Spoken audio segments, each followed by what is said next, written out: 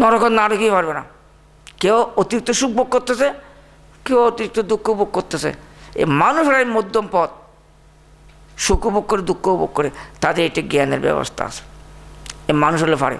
কাজে আমরা যারা মানুষ হয়ে এই দুঃখ নিরোধ করতেছি না, তারা নিজের মাথায় নিজে কুড়াল মারতেছি, ফায়ে নয়, মাথায়। এইটাকে বলা হয় দুঃখ নিরোধ। এমনি ভাবনা করলে দুঃখ নিরোধ হবে না, এটা এখানে দর্শন হবে।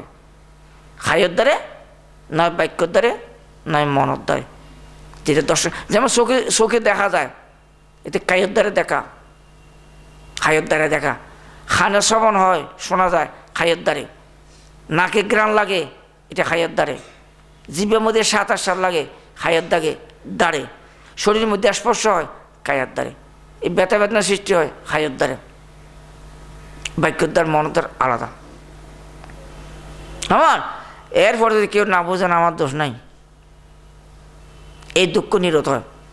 আমার এই দুঃখ জমা আছে দেখি, আমি পকেটের মধ্যে বড় বড় সুন্দর সুন্দর টাকা বাইর করি, বাজার থেকে ভালো ভালো সুন্দর সুন্দর বড় বড় জিনিস কিনি, সুন্দর বড় একটা প্লেট কিনি, সেই প্লেটের মধ্যে সাজাইয়ে দিলাম বুদ্ধ মূর্তিকে, বুদ্ধ ভগবান এগুলো বসে বসে খাও, আর আমার দুঃখটা বের করে দাও।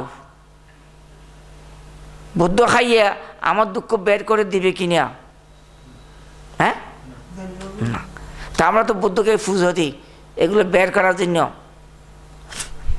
নিরত হবে না। আমি অনেক বইটি লিখার পরিপ্রেক্ষিতে অনেকে আক্রমণ করছিল, বুদ্ধ পুজোর বিরুদ্ধে লেখছে, এইটাকে আক্রমণ করো, আসো আক্রমণ করো, আমাকে বসো, কোনটা বলেছে।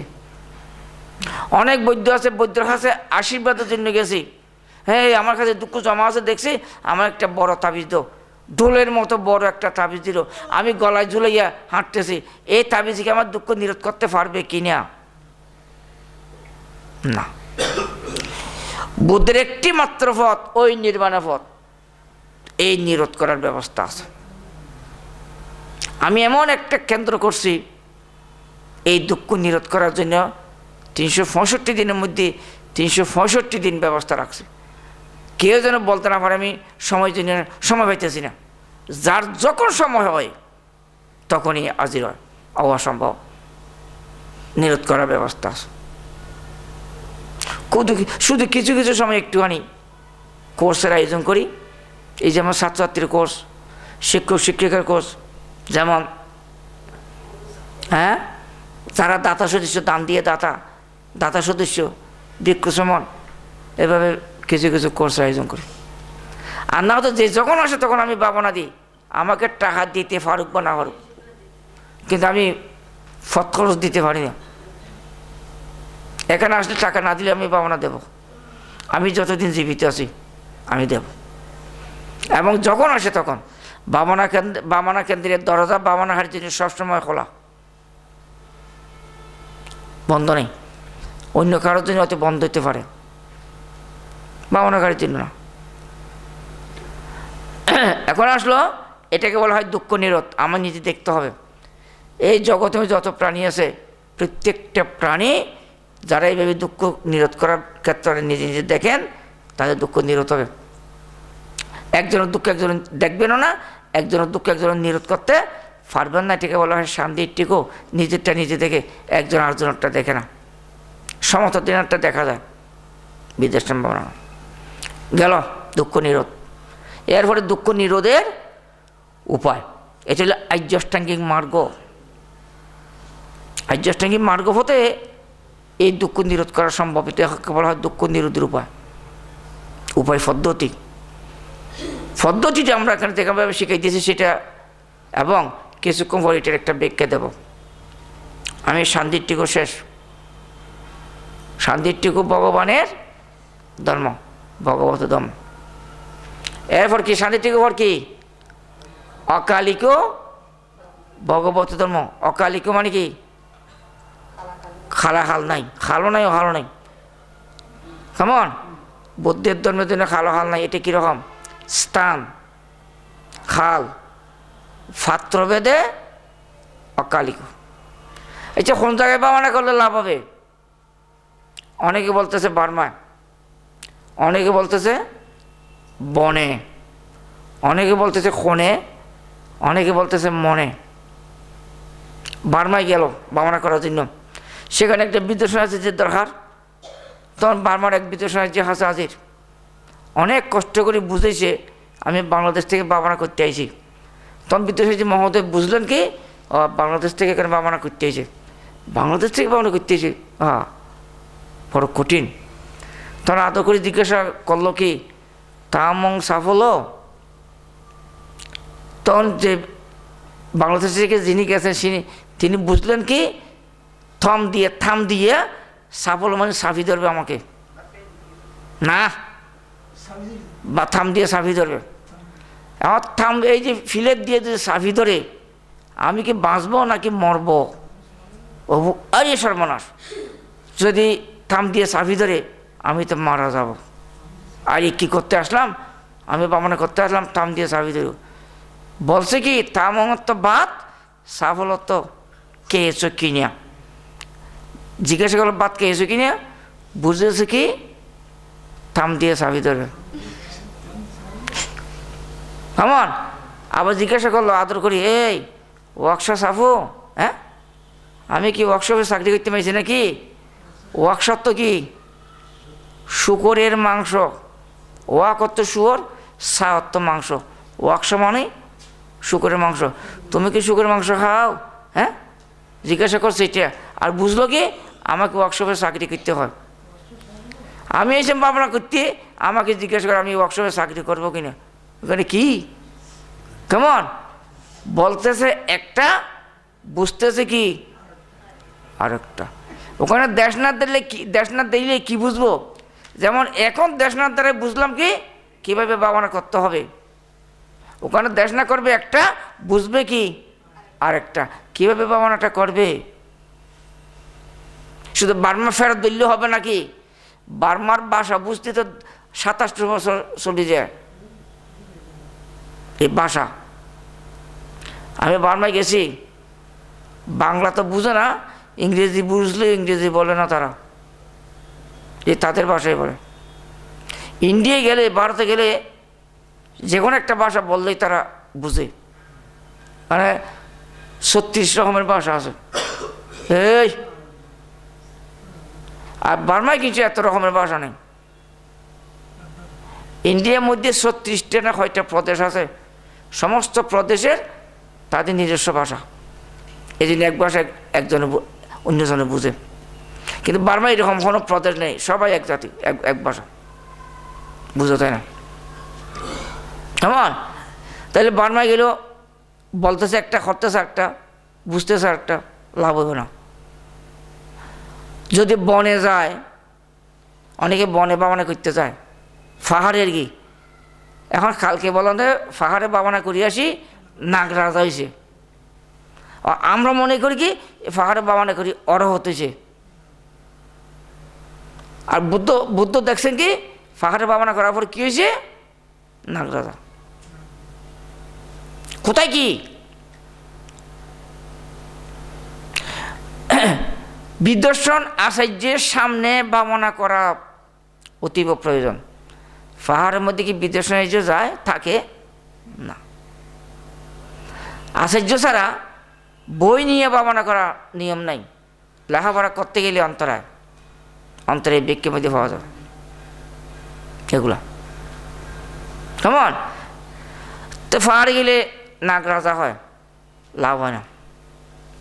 বার্মাও নয়, পাহাড়িও নয়। তো এখন বলতে কি পাহাড়ে নয়, তো বলতে তো খনে মানে একজনের জন্য এক একটা রুম লাগবে। আমি বাংলাদেশে এমন একটা বামনা কেন্দ্র আছে, একজনের জন্য এক একটা রুম। সেখানে গিয়ে আমি বামনা করছি। মাটির ঘর, ছোটো রুম, ভিতরে একটা চকি আছে, খাট, ফাটি বিছানো, মশারি টাঙানো, নিচে একটা বসার আসন আছে। এমন একটা মাটির খাট থেকে মধ্যে জল আছে, গ্লাস আছে। ওখানে ভিতরে গিয়ে দরজা কিল দিয়ে বিছানার মধ্যে মশারি খাটাইয়া ঘুম যায়। খাওয়ার সময় এলে দরজা বাড়ি দিয়ে উঠে নক করি, দরজা খুলে, কোত্থেকে উঠছ? আমি বামনার থেকে উঠছি। উঠছে কোত্থেকে? ঘুমের থেকে। একে তো ঘুম গেছে, আরেকে তো মিথ্যে বলছে। কেমন? আমি এরকম দেখছি বাবারা এক একজনের এক একটা রুম। আরেক জায়গায় গেছিলাম, বাবানা হাড়ির জন্য এক একটা রুম করছে, এক একটা চৌকি রাখছে, কিন্তু ঘরটা হইল বেড়ার, পার্টিশন দিছে হার্ডবোর্ড দিয়ে, বেড়া দিয়ে। আমি জিজ্ঞাসা করলাম, এখানে এগুলো রুম করে খাটের মধ্যে বিছানা দিছে কার? বলছে বাবানা হাড়ির। এটি রুম করছে কেন? বলে যে একজনের শোয়া যেন একজনের না লাগে। আমি বলি যে পার্টিশন দিছে এই পার্টিশনে তো শোয়া লাগবে। বলতে কেমন করি? এই রুমে যদি কথা বলে পাশের রুমে শুনবে। পার্টিশনটা ওয়াল নয়, বেড়ার বোর্ড, কাজ হবে না। এখানে সবাই যে বাবানা করতেছে একসাথে, এখানে ঘুমে পড়ে যায়, ওই দুই একজনে ঘুমাইতেছে এখনো নাকি? বাবানা করতে বসলে কেন ঘুমায়? যদি রুমের মধ্যে দরজা বন্ধ যদি বাবানা করতে যায়, সেখানে কি করবো? ঘুমাই। সবাই একসাথে বাবানা করতেছে, ঘুম যাইতেছে, আর রুম একটা যদি একজনে পায়, বাস খাস শেষ, ঘুমায়। কে ঘুম যাইতো না? আমি তো ঘুমাবো। কেমন? এইভাবে হয় না। একজনের জন্য একজন একটা রুম হয় না, কোণে হয় না। একজনে বলতেছে কি, আরগুলো বলতেছে কি, বাবানা করতে আওয়াজ করতে পারে না, মনে মনে মনে। এখানে আজকে বাবানা করতেছে, মনে মনে করছে। রিপোর্ট নিয়ে দেখলাম, এই যে সর্বনাশ। বাবানা করতে বলছে ফুল সে কমছে, তারা বলছে কি শ্বাস প্রশ্বাস, শ্বাস প্রশ্বাসের ব্যবস্থা। আর কতগুলো কিছুই বলে নেই, মনে মনে বলতেছে, কিছুই বলে নেই, বাবানা করতেছে। কেমন? অনেকের থেকে অনেক রিপোর্ট পাই, বলছে আমার ব্যথা লাগছে, কিন্তু আমি বলছি কি বৌদ্ধ ধর্ম সংঘ। কেন? বলছে ব্যথার থেকে বৌদ্ধ ধর্ম সংঘ বড়, এই বড়টা বলছি। কেউ বলে মা বাবা। কেন? বলছে মা বাবা মারা গেছে তো একটু দেখার জন্য ডাকছি, আইসে বলে এখন আসে নাই। এইভাবে বাবানা মনে মনে বাবানা করে। এই জন্য বাবানাদেরকে সেক দিতে হয়। আমি আওয়াজ করে বাবানা যখন বাবানাকারী যখন আওয়াজ করে বাবানা করে, আমি কাউকে মানা করি না, করুক, যেভাবে লাভ হয় সেভাবে করুক, কোনো অসুবিধা নেই। মনে মনে করলে যদি লাভ না হয়, বলি লাভ কি? কিন্তু বলতে হবে, এটা ঠিক সম্যক বাক্য ব্যবহার করতে হবেই, এটা মনে রাখতে হবে। বাক্য ছাড়া আর্যাষ্টাঙ্গিক মার্গ হয় না, বাক্য লাগে। মনে হোক আর আওয়াজ হোক, আমার যেভাবে বললে আমার লাভ হবে সেভাবে বলবো। এটা হইল কে? স্থান। স্থান হিসেবে অকালিক,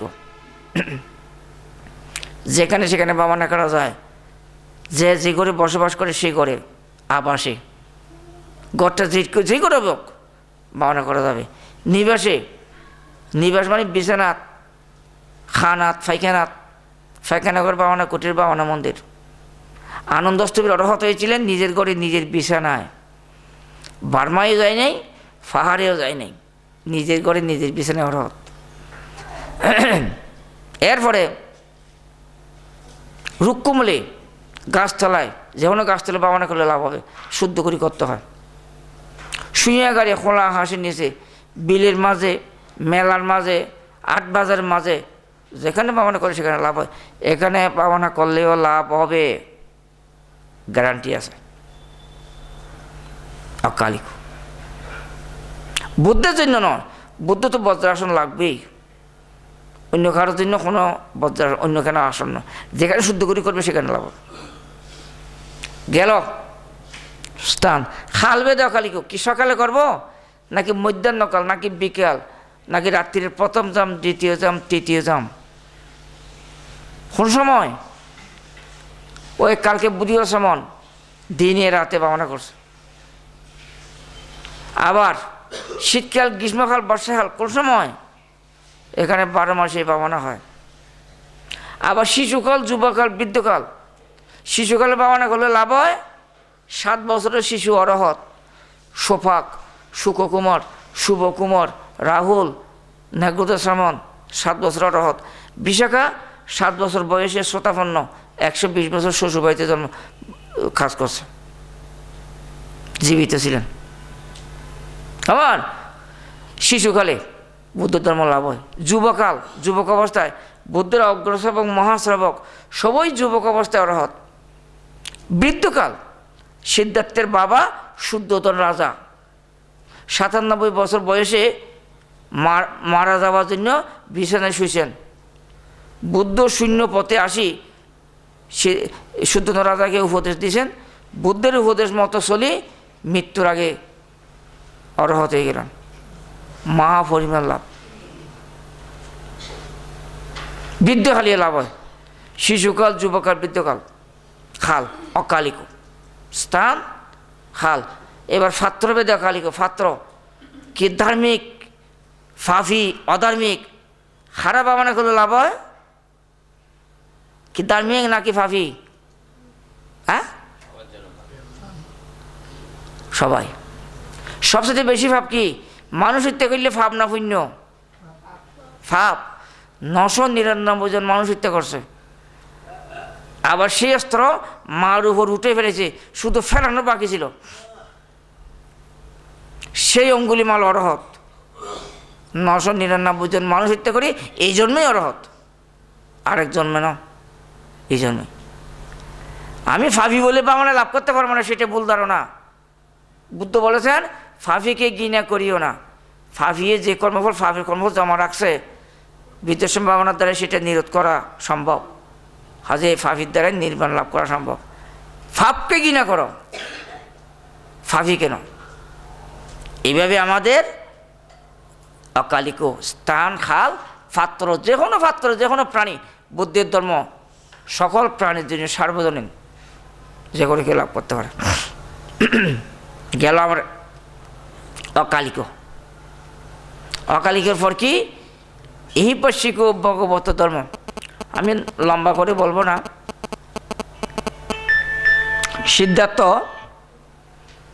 গৃহ ত্যাগ করার পর প্রথমে গেছিলেন কোথায় মনে আছে? যেদিন গৃহ ত্যাগ করছিলেন সেদিন গেছিলেন এক আশ্রমে। এটা হইল মহর্ষি ভার্গবের আশ্রম। সেখানে সব কিচ্ছু সাধন, শরীরকে দুঃখ যাতনা দিয়ে ভাবনা করতেছে। শরীরে যেভাবে চললে দুঃখ পায় সেইভাবেই ভাবনা। চারিপাশে আগুন জ্বালাইয়ে আগুনের মাঝখানে বসে ভাবনা। শীতকালে কম্বল গায়ে না দিয়ে ভাবনা। ঘুমানো বসা কম্বল গায়ে দিতে পারবে না। যে আসনে বসবে সেই আসনে কাঁটার উপর বসতে হয়, কাঁটার উপর শুইতে হয়। 1 ইঞ্চি তক্তার মধ্যে 1.5 ইঞ্চি 2 ইঞ্চি ফেরাকের মধ্যে ফুরি দুঃখ দিয়ে শরীরকে দুঃখ যাতনা দিয়ে পাবো না। কেমন? এই ভাবনা দেখেই সিদ্ধার্থ সেখান থেকে চলে গেলেন। বলে এই দুঃখ যাতনা দিয়ে পাবো না, এগুলো স্বর্গে যাওয়া যাবে না, মানুষ হওয়া যাবে না, নির্বাণ কথা দূরে থাক, এটা আমার কোনো প্রয়োজন নাই।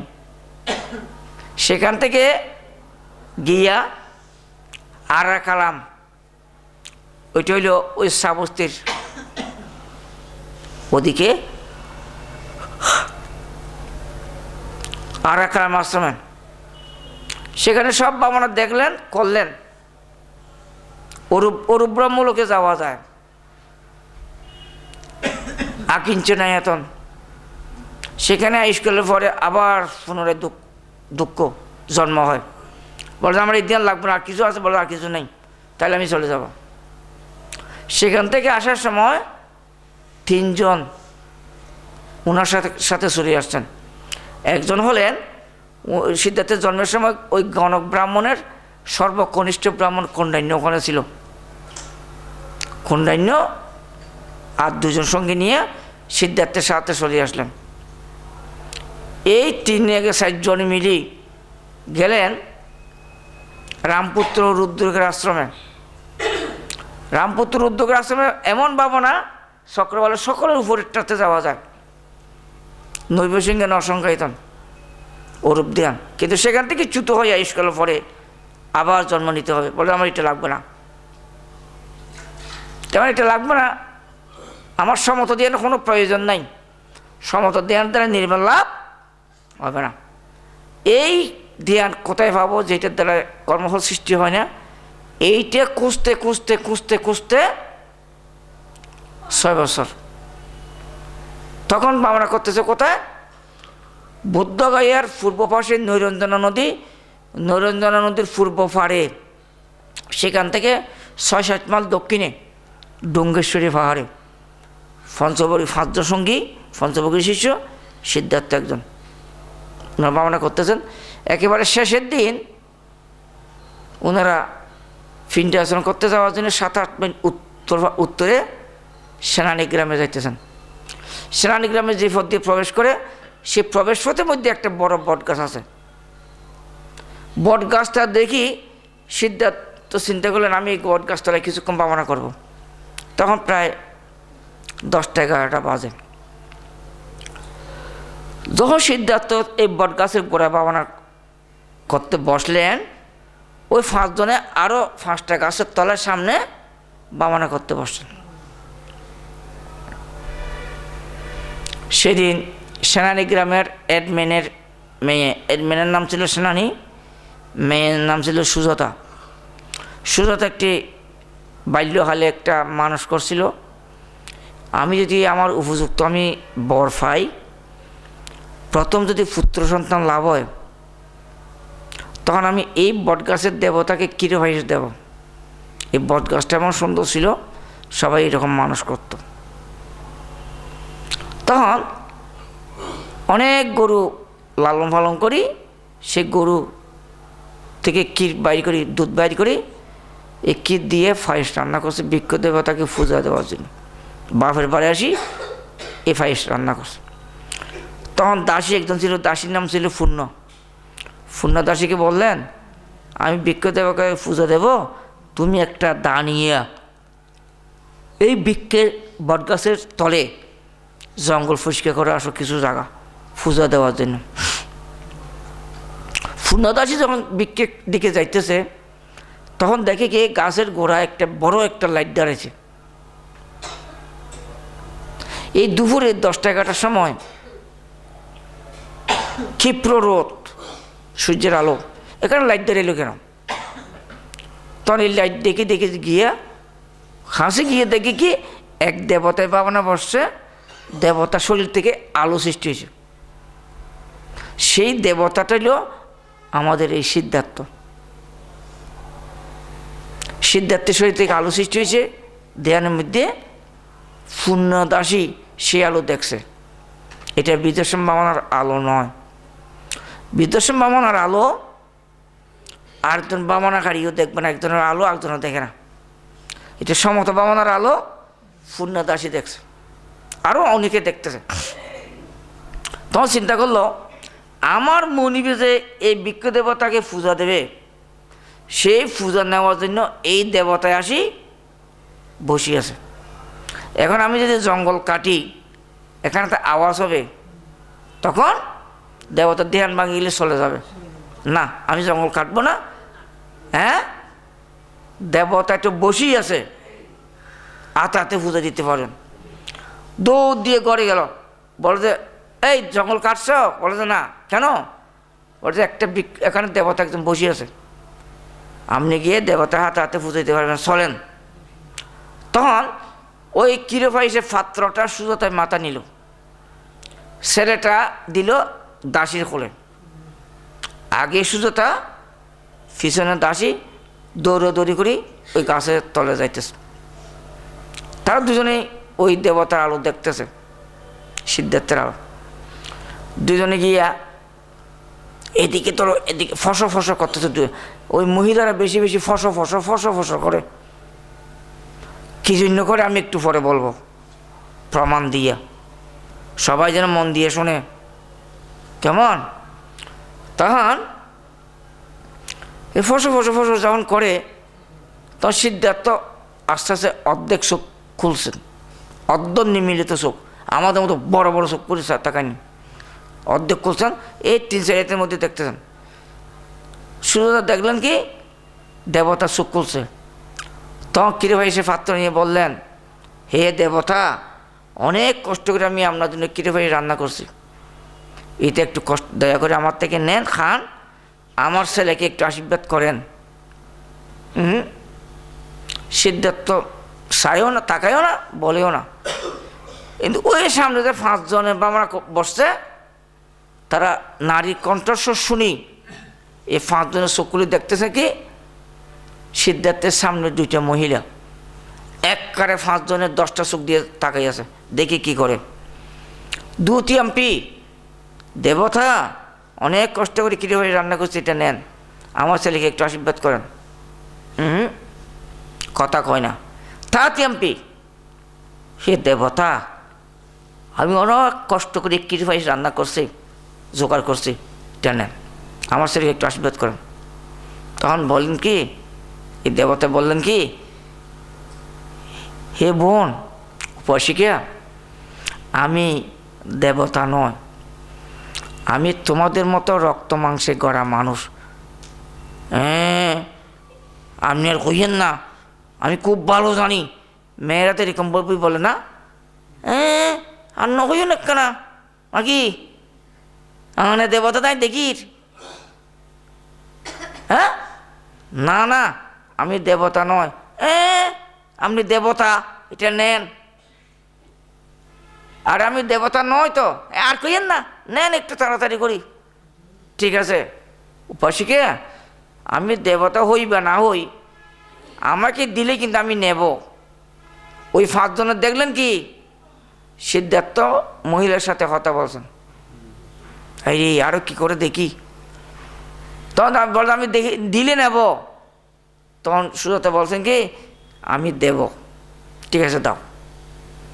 তখন সুজাতা হাত বাড়াই কিরে ভাই সে পাত্র দিতেছেন, আর সিদ্ধার্থ হাত বাড়াইয়ে এই পাত্র নিচ্ছেন। আর ওই 5 জনে এই ঘটনা দেখলেন। তারা দেখি আরে এই সিদ্ধার্থর বুদ্ধ হইতে হওয়ার সম্ভাবনা নাই। মহিলার সাথে কথাও বলছে, পাত্র নিছে, চলো আমরা ফালাই। এই 5 জনের সিদ্ধার্থের সাথে কথা না বলি দৌড়ে ফালাই গেলেন। সিদ্ধার্থের হাতে পাত্র কোনোরমে দিয়া সুজাতা পূর্ণদাসী বন্দনা নমস্কার করছে কিনা আমি জানি না, বোধহয় একটুখানি করছে মনে হয়। এমন দৌড় দিছে পাত্র ফেরত দিব, আবার এই মনে করি একটা দৌড়ে দেয় ফলাই গেছে। সিদ্ধার্থ পাত্র নিয়ে উঠে দেখে কি ওই 5 জনের একজনও নাই। তখন উনি পাত্র নিয়ে 200-250 গজ হবে পশ্চিম পাশে নৈরঞ্জনা নদীর পাড়ে হাজির। সেখানে নদীর ঘাট, একটা নদী ঘাট ছিল, এটাকে বলা হয় তীর্থ স্নান ঘাট। পাত্র উপরে রাখি ঘাটে নামি উনি শরীর দুটি উঠি পাত্র নিয়ে এক বৃক্ষতলে গিয়ে হাজির। সেখানে অরহত ধ্বজা ধারণ করি পাত্র নিয়ে উনি খেতে বসলেন। ফটাস ফটাস খান নাই, উনি কিরে ভাইসকে সমান বাক করে ফেলেছেন। মোট 49 গ্লাস কিরে ভাই এসেছে। এই কিরে ভাই খাইয়া পাত্র নিয়ে উঠে আবার নদীতে নামলেন, নদীর থেকে জল খাইলেন। তখন উনি একটা অধিষ্ঠান করলেন, আমি যে পাত্র হাতে আছে এই পাত্র আমি নদীর জলে দিব সারি, যদি আমি বুদ্ধ হইতে পারি এই পাত্রটা জলের তালে তালে নিচের দিকে না গিয়া উজানা যাক চলি, যদি আমি বুদ্ধ হইতে পারি। কেমন এই অধিষ্ঠান করি, তাড়াতাড়ি দিল নদীর জলে পাত্র সারি, ঠিক পাত্রটা জলের তাড়াতাড়ি নিচের দিকে না গিয়া উজানা যায় চলি। সিদ্ধার্থ এক দৃষ্টিতে কিছুক্ষণ তাকাই তাকি, পাত্র যখন চলি গেল আঁকা বাঁকা পথে চোখের অন্তরালে চলি, সিদ্ধার্থ করে এক নিঃশ্বাস ছাড়ি ফরফরে গেলেন চলি। পূর্ব পাড়ে নদীতে নামছেন, পশ্চিম পাড়ে উঠে চলে গেলেন। কোথায়?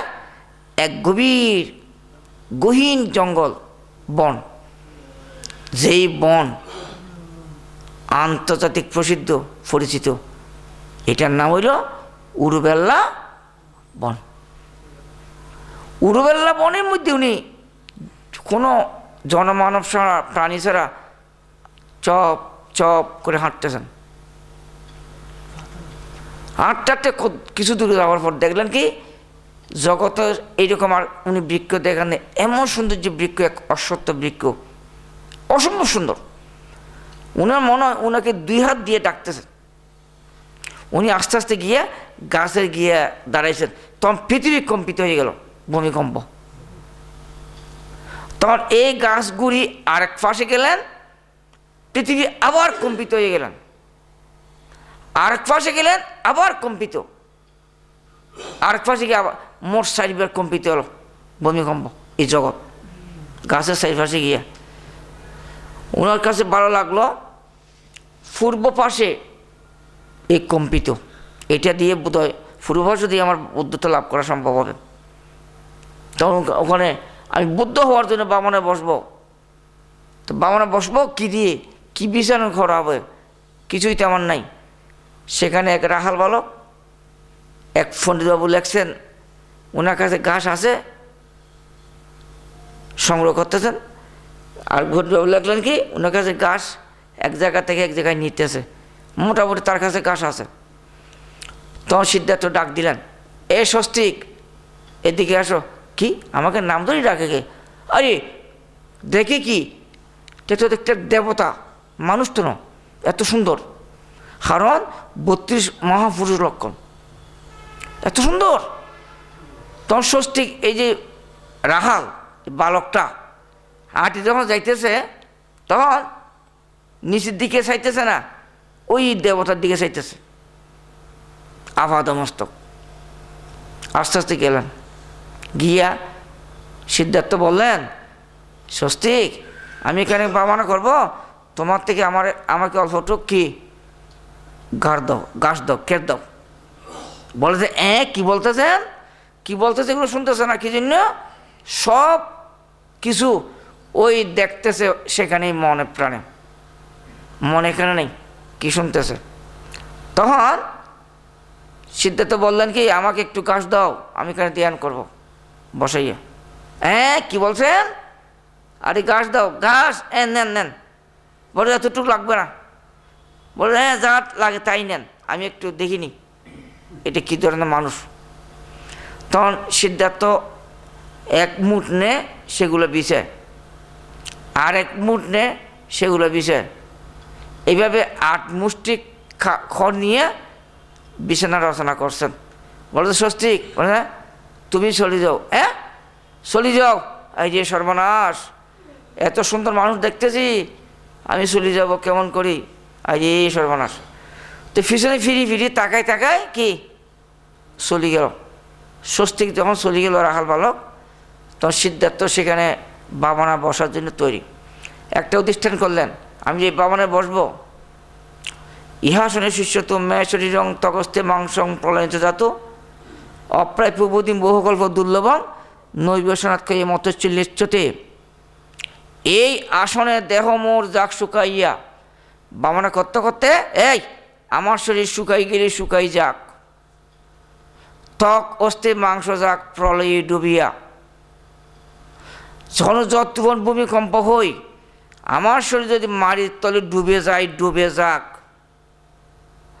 না লোভিয়ে বুদ্ধিজ্ঞান দুর্লভ জগতে, যতদিন আমি এই দুর্লভ বুদ্ধজ্ঞান লাভ করতে পারবো না, ততদিন টলিবে না দেহ মোর এই আসনতে, এই আসন থেকে আমি 1 চুলবর নড়াচড়া করব না। এই অধিষ্ঠান করি যখন উনি বামনে বসছেন, তখন মাররাজের আসন কাঁপিয়ে উঠল, গরম হয়ে গেল। তখন মারে আসি এমন দুঃখ দিছে বুদ্ধত্ব লাভ করতে না পারার জন্য, সেগুলো মারে ভিক্ষে পাবেন।